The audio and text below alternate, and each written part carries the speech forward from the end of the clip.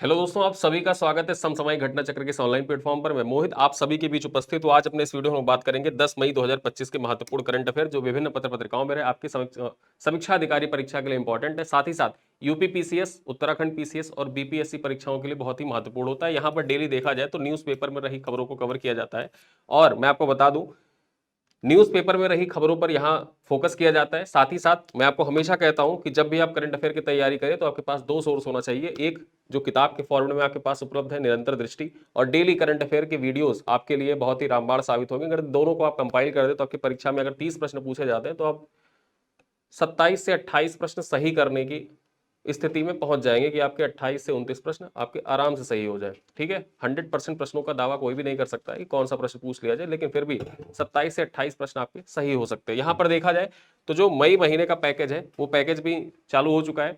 उस पैकेज में आपको क्या क्या चीजें मिल रही है? डेली आपको 10 MCQ टेस्ट मिल रहा है, प्रतिदिन आपको PDF प्रोवाइड की जाती है। ठीक है, प्रतिदिन आपको क्लास PDF दे दी जाती है, क्लास पीपीटी आपको शेयर कर दी जाती है, और महीने के एंड में देखा जाए तो एक फुल टेस्ट होता है, एक फुल टेस्ट होता है आपका करंट अफेयर का, और महीने के एंड में आपको पूरा महीने का कंपाइल करंट अफेयर प्रोवाइड कर दिया जाता है। साथ ही साथ मैं आपको एक सूचना और भी देता हूं कि जो यूपी पीसीएस को ध्यान में रखते हुए, आरओ को ध्यान में रखते हुए जो उत्तर प्रदेश स्पेशल की जो क्लासेस हैं संचालित हो रही हैं, उन क्लासेस की PDF और PPT भी आपको कम्युनिटी में ही मिलेगी, व्हाट्सएप कम्युनिटी में, जो इस पैकेज के अंतर्गत ही आता है। ठीक है, बिहार पीसीएस वाले भी ध्यान दें, जो बीपीएससी की तैयारी कर रहे 71 बीपीएससी की, उनके लिए भी जो करंट अफेयर की क्लासेस आ रही हैं उन क्लासेस का क्लास पीपीटी और PDF ये सब कुछ व्हाट्सएप कम्युनिटी में ही मिलेगा, जिसको आप इस मासिक पैकेज में एनरोल होकर ज्वाइन कर सकते हैं। ठीक है, उसके पूर्व एक सूचना यह भी है कि आरओ की परीक्षा को ध्यान में रखते हुए ऑनलाइन प्रैक्टिस टेस्ट सीरीज घटना चक्र के द्वारा लॉन्च की गई है, जिसमें 50 सेट की अनूठी श्रृंखला है। इसमें क्या है जान लीजिए। यहाँ पर तो कुल 50 सेट इसमें है, और हर सेट में देखा जाए तो 50 क्वेश्चन है। तो इस प्रकार टोटल 2500 प्रश्नों की आप प्रैक्टिस करेंगे, और हर सेट में एक चीज ध्यान रखिएगा, जीएस और हिंदी के प्रश्नों को समाहित किया गया है। इसमें 35 प्रश्न जो है वो जीएस के हैं और 15 प्रश्न है वो हिंदी के हैं। ठीक है, तो यहां पर आप इसको ज्वाइन कर सकते हैं। ये कितने का है ये भी मैं आपको बता दूं, तो ये मात्र 299, ठीक, 299 में आप इसको ज्वाइन कर सकते हैं। अगर आपके वॉलेट में कुछ कॉइन है तो ये मूल्य और भी कम हो जाएगा। और उसी प्रकार से जो करंट अफेयर का पैकेज है ये मात्र 25 रुपए में इसको आप ज्वाइन कर सकते हैं। 25 रुपए में इसको आप ज्वाइन कर सकते हैं। अगर जो आपके वॉलेट में कुछ कॉइन है तो ये 18 रुपए 75 पैसे में आप इसको ज्वाइन कर सकते हैं। कैसे ज्वाइन करेंगे देख लीजिए। आपको कुछ नहीं करना है, गूगल ओपन करिए, और गूगल ओपन करने के बाद SSGCP ये आपको सर्च करना है। जैसे आप सर्च करेंगे होम पेज पे आ जाएंगे। होम पेज पे आने के बाद आपको जाना है वीडियो लेक्चर में। वीडियो लेक्चर ओपन करेंगे तो यहाँ पर मई, अप्रैल, मार्च, फरवरी का पैकेज लगा हुआ है। मई पे क्लिक करिए, यहाँ पर जाइए, आपको देखिए वीडियो, PDF, टेस्ट जो कुछ भी है सब कुछ यहाँ पर लगा हुआ मिलेगा आपको। ठीक है, यहीं पर देखिए उत्तर प्रदेश करंट अफेयर का भी वीडियो लगा हुआ है, और सारी चीजें यहाँ पर लगी हुई हैं। जाइए, लोगों के रिव्यू पढ़िए, आपको पसंद आए आप ज्वाइन करिए। ज्वाइन का ऑप्शन भी यहीं पर है, और यहीं पर आपको अपना कूपन कोड भी अप्लाई करना है। ठीक है, यहाँ पर देखिए जो आपने वॉलेट में कॉइन सेव करके रखे हैं उस कॉइन को अप्लाई कर दीजिएगा। ये मूल्य 25 रुपए से घट के 18 रुपए 75 पैसे हो जाएगी। और ज्वाइन करने के बाद ये हमारा हेल्पलाइन नंबर है, इस पर आप कॉल कर देना, आपको व्हाट्सएप कम्युनिटी में ऐड कर दिया जाएगा। चलिए स्टार्ट करते हैं करंट अफेयर की क्लासेस। सबसे पहले चर्चा करते हैं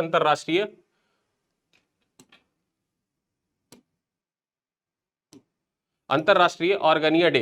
ठीक है, अंतरराष्ट्रीय ऑर्गेनिया डे के रूप में चर्चा कर लेते हैं। अंतरराष्ट्रीय ऑर्गेनिया दिवस हर साल 10 मई को मनाया जाता है।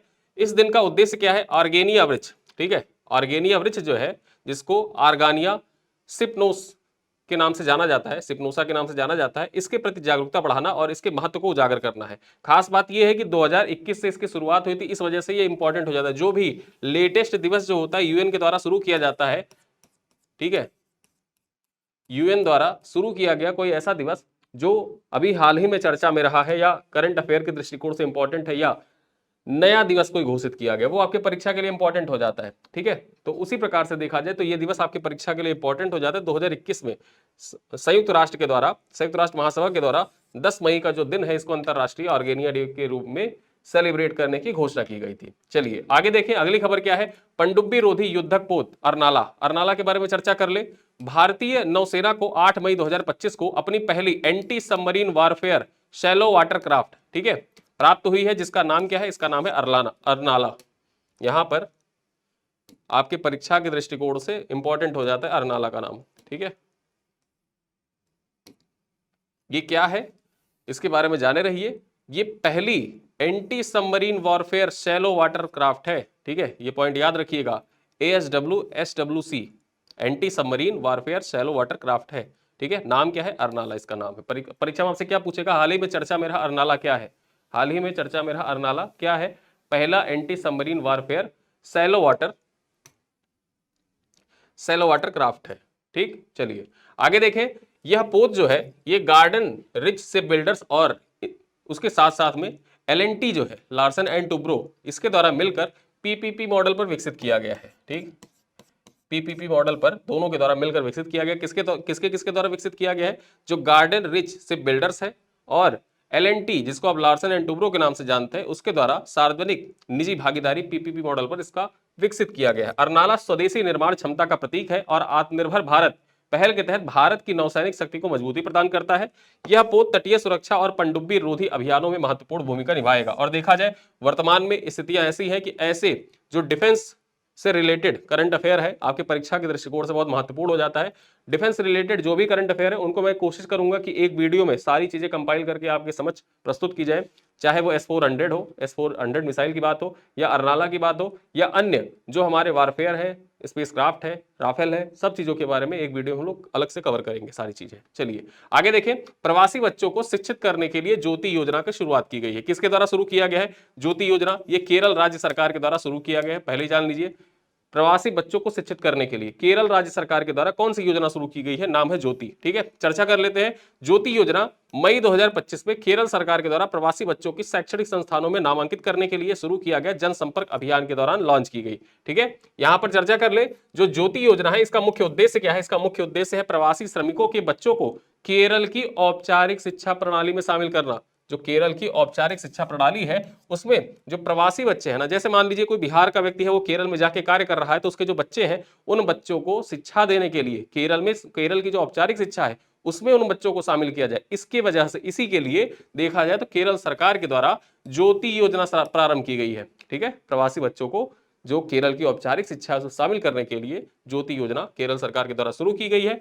अगला उद्देश्य क्या है, यहां पर देखा जाए कुछ प्रमुख उद्देश्य दे रखे हैं। तो समावेशी विकास को बढ़ावा देना, जिसमें स्कूली शिक्षा, स्वास्थ्य सेवा और कल्याण योजनाओं तक पहुंच शामिल है, यह भी इसमें ज्योति योजना के अंतर्गत शामिल किया गया। साथ ही साथ जो मौसमी प्रवास के बावजूद शिक्षा की निरंतरता सुनिश्चित करना इसका मुख्य उद्देश्य है। जो मौसमी प्रवास होता है तो मौसमी प्रवास के बावजूद भी देखा जाए शिक्षा की निरंतरता सुनिश्चित करना इसका प्रमुख उद्देश्य है ज्योति योजना का, ठीक है। मान लीजिए कि ज्योति योजना है, मौसमी प्रवास कोई कर रहा है, कोई व्यक्ति है तो मौसमी प्रवास कर रहा है, अपने परिवार के साथ ही जा रहा है, केरल की एक सिटी से दूसरी सिटी में गया कार्य के लिए। ज्योति योजना में उसके बच्चे ज्योति योजना के लाभान्वित हो रहे हैं उस योजना से। तो पहले क्या है कि अगर ज्योति योजना से वो इस शहर में पढ़ रहे हैं तो अगले शहर में जब जाएंगे तो अगले शहर में भी, क्योंकि ज्योति योजना के अंतर्गत जो कक्षाएं वगैरह संचालित होंगी वो सेम पैटर्न पर सेम हर जगह एक तरीके से संचालित होती रहेंगी। जब वो बच्चा यहाँ से अगले शहर में गया, दूसरे शहर में गया, तो वहां उसको ये नहीं रहेगा कि स्कूल चेंज हो गया तो पूरी किताबें चेंज हो गई, कुछ नहीं, सारी चीजें एक दूसरे से जुड़ी हुई हैं। यहाँ जहां पे खत्म किया अगले शहर में गया तो वहीं से वो वापस से स्टार्ट कर सकता है, ठीक है। तो ऐसी योजना केरल सरकार के द्वारा लॉन्च की गई है। आगे देखें, 31 दिसंबर 2045 को गेट्स फाउंडेशन को बंद करने का फैसला, यानी कि बिल गेट्स के द्वारा फैसला लिया गया है कि 31 दिसंबर 2045, ये डेट याद रखिएगा, ये डेट आपकी परीक्षा के दृष्टिकोण से बहुत महत्वपूर्ण है।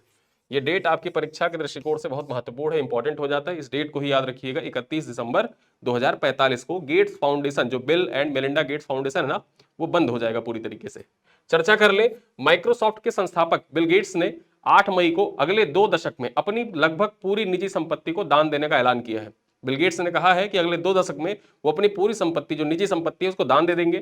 साथ ही साथ जो गेट्स फाउंडेशन है उसको भी बंद करने का फैसला लिया है। यह फैसला उन्होंने मस्क के नेतृत्व में, जो एलन मस्क है उनके नेतृत्व में, देखा जाए तो जो डॉग है, ठीक है, सरकारी दक्षता विभाग, यूएसए का जो सरकारी दक्षता विभाग, जिसके पहले देखा जाए डायरेक्टर कौन है, पहले हेड कौन है, तो एलन मस्क को बनाया गया है, ठीक है। अब इन्होंने क्या किया था, इन्होंने जो US agency for international development, US add था, यूएस एड को समाप्त करने की घोषणा कर दी। अब यूएस एड को समाप्त कर दिया तो यूएस एड के माध्यम से होता क्या था कि बहुत से जो गरीब जो गरीब देश है, अल्प विकसित देश है, उन अल्प विकसित देशों में बच्चों की शिक्षा के लिए, बच्चों के टीकाकरण के लिए यूएस एड मदद करता था।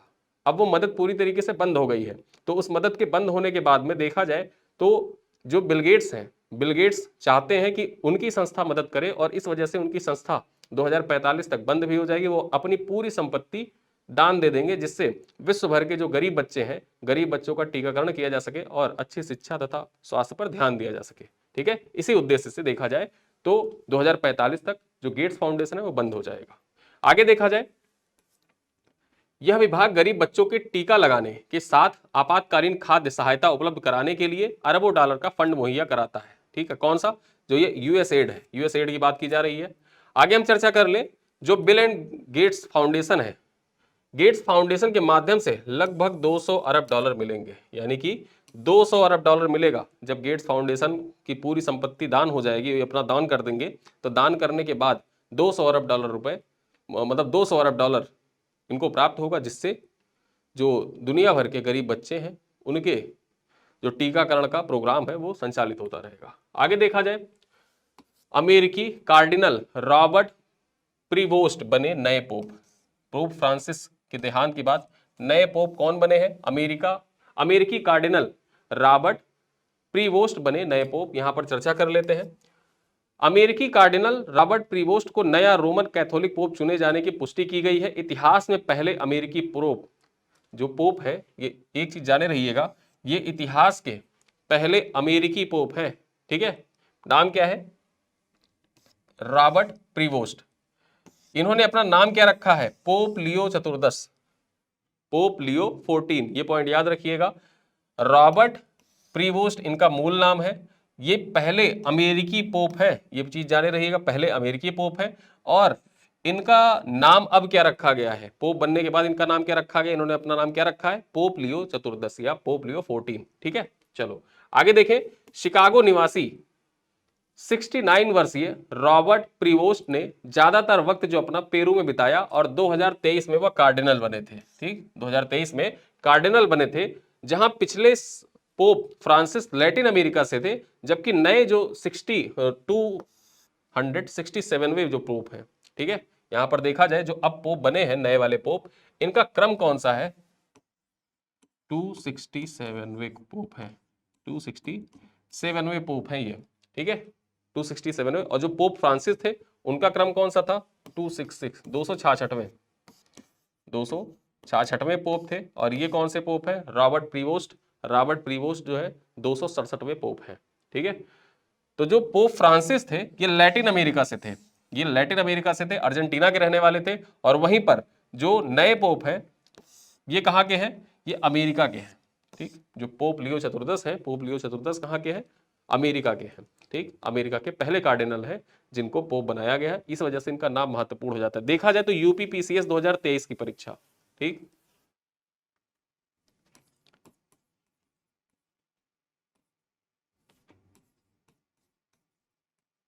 यूपीपीसीएस 2023, यहां पर देखा जाए तो पोप से संबंधित सवाल आया था। ठीक है, पोप बेनेडिक्ट से संबंधित सवाल पूछा गया था। और यहां पर देखा जाए पोप फ्रांसिस की मृत्यु हुई तो पोप फ्रांसिस से संबंधित सवाल आपके परीक्षा में पूछा जा सकता है, जिनके बारे में मैंने आपको पहले ही बताया। और जो नए पोप बने पोप लुई, ठीक है, जो पोप लुई है इनके बारे पोप लुई 14, इनके बारे में भी आप जाने रहिए। लुई नहीं, लियो। ठीक है, पोप लियो 14, इनके बारे में जाने रहिए, परीक्षा में आपसे सवाल पूछा जा सकता है। चलिए आगे देखें। दिल्ली में प्रदूषण से निपटने के लिए क्लाउड सीडिंग ट्रायल को मिली मंजूरी। दिल्ली सरकार के द्वारा जो क्लाउड सीडिंग ट्रायल है इसको मंजूरी प्रदान कर दी गई है। और उसका नेतृत्व किसके द्वारा किया जाएगा? किस आईआईटी के द्वारा किया जाएगा? तो आईआईटी कानपुर, आईआईटी कानपुर के द्वारा नेतृत्व किया जाएगा। चर्चा करें, दिल्ली सरकार ने वायु प्रदूषण से निपटने के लिए 5 क्लाउड सीडिंग यानी कृत्रिम बारिश कराने के ट्रायल को मंजूरी दे दी है। दिल्ली सरकार ने 5 क्लाउड सीडिंग कराने की जिम्मेदारी किसको सौंपी है? आईआईटी कानपुर को सौंपी है। ठीक है, तो ये पॉइंट याद रखिएगा, इंपॉर्टेंट हो जाता है। कौन सा आईआईटी जो है वो नेतृत्व करेगा दिल्ली में जो प्रदूषण से निपटने के लिए क्लाउड सीडिंग की जाएगी इसके लिए। ठीक है, प्रदूषण से निपटने के लिए जो दिल्ली में क्लाउड सीडिंग की जाएगी इसका नेतृत्व किसके द्वारा किया जाएगा? आईआईटी कानपुर के द्वारा किया जाएगा। पहला ट्रायल इस साल मई जून के बीच में होने की उम्मीद है और यह मुख्य रूप से दिल्ली के बाहरी इलाकों में लगभग 100 वर्ग किलोमीटर के क्षेत्र में करवाया जाएगा। इस पूरे प्रोजेक्ट पर कुल 3.21 करोड़ रुपए खर्च किए जाएंगे।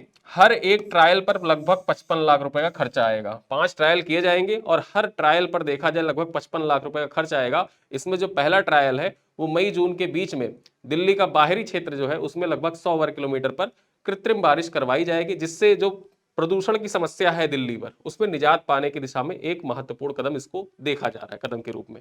आगे देखें, देश का पहला waste to wild life park, देश का पहला waste to wild life park कहां पे बना है? आपके परीक्षा के दृष्टिकोण से इंपॉर्टेंट हो जाते हैं, साथ ही साथ यूपी पीसीएस के दृष्टिकोण से भी इंपॉर्टेंट है।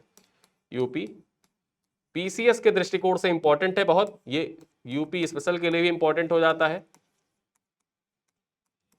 ठीक है, चर्चा कर ले। उत्तर प्रदेश के नोएडा शहर में देश का पहला waste to wild life park की स्थापना की गई है। इसे नोएडा जंगल ट्रेल के नाम से जाना जाएगा। किस नाम से जाना जाएगा ये जरूर जाने रहिएगा, नोएडा जंगल ट्रेल के नाम से इसको जाना जाएगा, ट्रेन नहीं ट्रेल। ठीक है, आगे देखें, पार्क में लोहे और प्लास्टिक वेस्ट का इस्तेमाल कर जानवरों की आकृतियां बनाई गई हैं। नोएडा अथॉरिटी ने इस पार्क को पब्लिक प्राइवेट पार्टनरशिप मॉडल पर तैयार किया है। किसके द्वारा तैयार किया गया है? ये नोएडा अथॉरिटी के द्वारा तैयार किया गया। किस मॉडल पर? पीपीपी मॉडल पर। ठीक है, नाम क्या है इसका जाने रहिएगा, नोएडा जंगल ट्रेल इसका नाम होगा।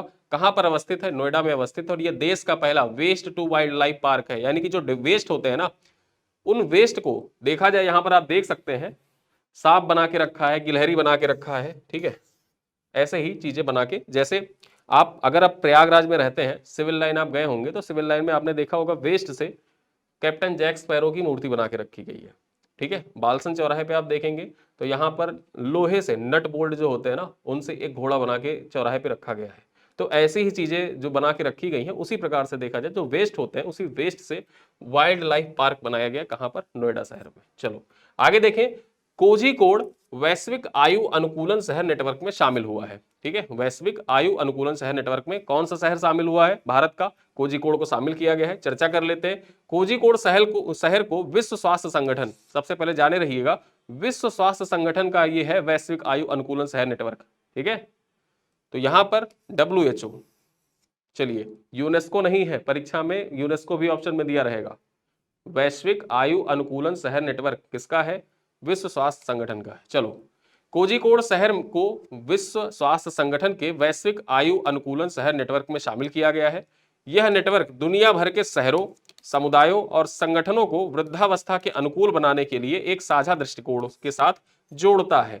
विश्व स्वास्थ्य संगठन के वैश्विक आयु अनुकूलन शहर नेटवर्क 2010 में स्थापित किया गया था, जिसका उद्देश्य दुनिया भर के शहरों को वृद्धावस्था के अनुकूल बनाने के लिए एक साथ लाना है। जो दुनिया भर के शहर हैं उनको वृद्धावस्था के अनुकूल, यानी कि कोई वृद्ध व्यक्ति है तो वृद्ध व्यक्ति के लिए क्या क्या सुविधाएं होनी चाहिए शहरों में, उन सब पर यह ध्यान केंद्रित करता है। और ये किसकी पहल से शुरू किया गया था? ये विश्व स्वास्थ्य संगठन की पहल से सन 2010 में शुरू किया गया था। और भारत का जो कोझिकोड शहर है केरल में अवस्थित, उसको इस शहर की सूची में शामिल किया गया है। ठीक है, शहर नेटवर्क में, वैश्विक आयु अनुकूलन शहर नेटवर्क में शामिल किया गया। चलिए आगे देखें, DPIIT और हाफेल इंडिया प्राइवेट लिमिटेड के मध्य समझौता हुआ है। चर्चा कर लेते हैं। हाल ही में उद्योग संवर्धन और आंतरिक व्यापार विभाग DPIIT और हाफेल इंडिया प्राइवेट लिमिटेड ने नई दिल्ली में एक समझौते ज्ञापन पर हस्ताक्षर किया है। इस समझौते का उद्देश्य क्या है? तो भारत में विनिर्माण और नवाचार पारिस्थितिकी तंत्र को सुदृढ़ करना, यानी कि भारत में विनिर्माण और नवाचार पारिस्थितिकी तंत्र को सुदृढ़ करने के लिए हाफेल इंडिया ने किसके साथ समझौते ज्ञापन पर हस्ताक्षर किया? परीक्षा में ऐसे पूछे तो आपको लिखना होगा DPIIT के साथ हाफेल इंडिया ने मिलकर भारत में विनिर्माण और नवाचार पारिस्थितिकी तंत्र को सुदृढ़ करने के लिए समझौते ज्ञापन पर हस्ताक्षर किया है। इसके तहत स्टार्टअप, MSME और उद्यमियों को सशक्त बनाने पर जोर दिया जाएगा। बेसिकली किया जाएगा, यहां पर विनिर्माण और नवाचार पर जोर दिया जा रहा है। तो इसके लिए स्टार्टअप, MSME और उद्योगपति जो है, उद्यमी जो है, इन पर विशेष फोकस किया जाएगा। किसके किसके द्वारा? DPIIT और हाफेल इंडिया के द्वारा। ठीक है, चलो तो यहां पर आपकी परीक्षा के लिए इंपॉर्टेंट हो जाता है। अगली खबर क्या है? पहली बार अरुणाचल प्रदेश में सेफ अंडर-19 चैंपियनशिप का आयोजन। आपके परीक्षा के लिए मोस्ट इंपॉर्टेंट हो जाता है ये, क्योंकि पहली बार ऐसा है, जब भी मैंने आपको बता रखा है कि जब भी परीक्षा में आपसे पहली बार वाले टॉपिक पूछे जाते अक्सर, और मैं करंट अफेयर जब पढ़ाता हूं आपसे कहता हूं कि विश्व में पहली बार, भारत में पहली बार, उत्तर प्रदेश में पहली बार, या कोई भी ऐसी घटना जो पहली बार घटित हो रही है वो आपके परीक्षा के दृष्टिकोण से मोस्ट इंपॉर्टेंट होता है, उसको आप हाईलाइट करके रखा करिए। वैसे ही जैसे मैंने देश के पहले वाइल्ड जो waste to wild life park के बारे में बताया, वो आपके परीक्षा के लिए इंपॉर्टेंट है, मोस्ट इंपॉर्टेंट है, यूपी स्पेशल के दृष्टिकोण से इंपॉर्टेंट है। सेम उसी प्रकार से स्पोर्ट्स में ये इवेंट ऐसा है जो पहली बार अरुणाचल प्रदेश में हो रहा है, सिर्फ अंडर 19 चैंपियनशिप, तो ये आपके एग्जाम के लिए इंपॉर्टेंट हो जाता है। चर्चा कर ले 2025 सिर्फ अंडर 19 चैंपियनशिप का आयोजन 9 से 18 मई 2025 तक गोल्डन जुबली स्टेडियम यूपिया अरुणाचल प्रदेश में किया जा रहा है। ठीक है, यहां पर देखा जाए 9 से 18 मई 2025 के बीच में जो सिर्फ अंडर 19 चैंपियनशिप है, इसका आयोजन कहां पर हो रहा है? अरुणाचल प्रदेश में हो रहा है। पहली बार अरुणाचल प्रदेश में इसका आयोजन किया जा रहा है, इस वजह से इंपॉर्टेंट है। यह पहली बार है जब अरुणाचल प्रदेश जैसे उत्तर पूर्वी राज्य इतने बड़े स्तर पर दक्षिण एशियाई फुटबॉल टूर्नामेंट की मेजबानी की है। ठीक है, पहली बार है कि अरुणाचल प्रदेश में इसका आयोजन किया जा रहा है। इस आयोजन से यह स्पष्ट होता है कि राज्य में फुटबॉल इंफ्रास्ट्रक्चर में तेजी से सुधार हो रहा है। चलिए अगली खबर क्या है? 5000 मेगावाट की जल विद्युत 5000 मेगावाट की जल विद्युत के समझौते ज्ञापन पर हस्ताक्षर किसके किसके बीच में हुआ है? चर्चा कर लेते हैं। हाल ही में भूटान के डार्क ग्रीन पावर कॉर्पोरेशन, जिसको आप शॉर्ट में डीजीपीसी कहते हैं, और भारत के अडानी समूह के बीच ऐतिहासिक समझौता हुआ है, जिसके तहत दोनों मिलकर 5000 मेगावाट की जल विद्युत परियोजना भूटान में विकसित करेंगे। ठीक है, परीक्षा में आपसे पूछ सकता है कौन सी भारतीय कंपनी भूटान में मई 2025 में कौन सी भारतीय कंपनी ने घोषणा की है कि वो 5000 मेगावाट की जल विद्युत परियोजना भूटान में संचालित करेगी? अडानी समूह के द्वारा किया गया है, ऐसा घोषणा की गई है, हस्ताक्षर भी कर लिया गया समझौते ज्ञापन पर। यहां पर ऑप्शन में रहेगा सतलुज जल विद्युत निगम लिमिटेड। ठीक है, सतलुज जल विद्युत निगम लिमिटेड रहेगा ऑप्शन में, उसको आप साइड में कर दीजिए। बहुत सी सतलुज जल विद्युत निगम लिमिटेड के तहत देखा जाए बहुत सी जल विद्युत परियोजनाएं भूटान में संचालित हो रही है, लेकिन ये परियोजना है किसकी? अडानी की। ठीक है, तो इंपॉर्टेंट हो जाता है आपके लिए। आगे देखें, ये समझौता थिम्पू में डीजीपीसी के मैनेजिंग डायरेक्टर नाम क्या है? दाशो चेनवांग रिंजिन और अडानी ग्रीन हाइड्रो लिमिटेड के सीओओ नरेश तेलुगु द्वारा किया गया है। ठीक है, तो ये किसके द्वारा समझौते ज्ञापन हस्ताक्षरित किए गए, ये आप देख सकते हैं। और कितने मेगावाट का है? तो ये 5000 मेगावाट का है।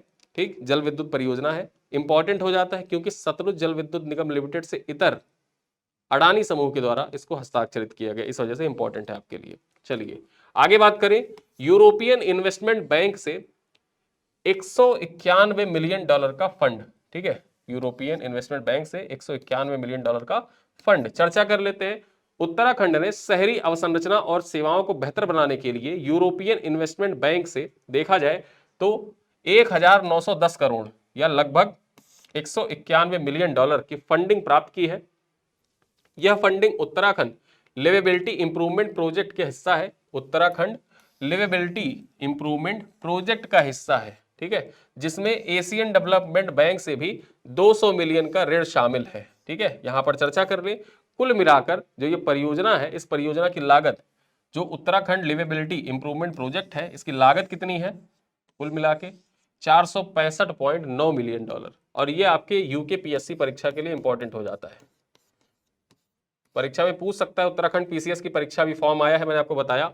और उत्तराखंड पीसीएस, कुछ लोगों का कमेंट आया था, कमेंट मैंने देखा था, तो उसमें उन्होंने कह रखा था कि सर उत्तराखंड पीसीएस के लिए बुक्स बता दीजिए कि यूके स्पेशल के लिए। आप कुछ मत करिए, यूके पीसीएस के लिए उत्तराखंड तथ्यसार आती है, उत्तराखंड तथ्यसार। इस उत्तराखंड तथ्यसार को आप रट लीजिए। ठीक है, अच्छे से, जो इसका जीएस वाला पोर्शन दे रखा है उसको अच्छे से रट लीजिए। आपके जो यूके स्पेशल वाले सारे क्वेश्चन, सारे सवाल आपको इसी किताब से मिल जाएंगे। ठीक है, सारे किताब मिल जाएंगे, इसका मैं दावा भी कर सकता हूँ कि सारे प्रश्न आपको यहाँ से मिल जाएंगे, लगभग प्रश्न मिल जाएंगे। जो करंट अफेयर से रिलेटेड आएंगे वो तो मैं करा ही दूंगा लास्ट में। बजट सर्वे आप कर लीजिए और उत्तराखंड तथ्यसार वाली किताब आप पढ़ लीजिए, आपका यूके स्पेशल से संबंधित जो सवाल आता है वो पीटी में आसानी से यहाँ से मिल जाएगा। ठीक है, तो ये आपके लिए जानकारी थी। जिन्होंने कमेंट किया था तो इसको आप कर सकते हैं आसानी से। वेबसाइट पे जाइए, वेबसाइट पे आपको ई बुक मिल जाएगी, वरना आप एक बार हेल्पलाइन नंबर पे कॉल करके पूछ सकते हैं। हमारे हेल्पलाइन नंबर पे आप कॉल करिएगा, उनसे पूछेगा कि ये किताब कब निकल रही है, कब जारी हो रही है, तो आपको बता देंगे सारी चीजें। चलिए अब आज के स्लाइड पर आधारित कुछ प्रश्न है आपके लिए, जिनका उत्तर आपको कमेंट बॉक्स में देना है। भारतीय नौसेना द्वारा 8 मई 2025 को प्राप्त की गई पहली anti submarine warfare shallow water craft का नाम क्या है? विक्रांत, अर्नाला, आईएनएस कलवरी या वीर।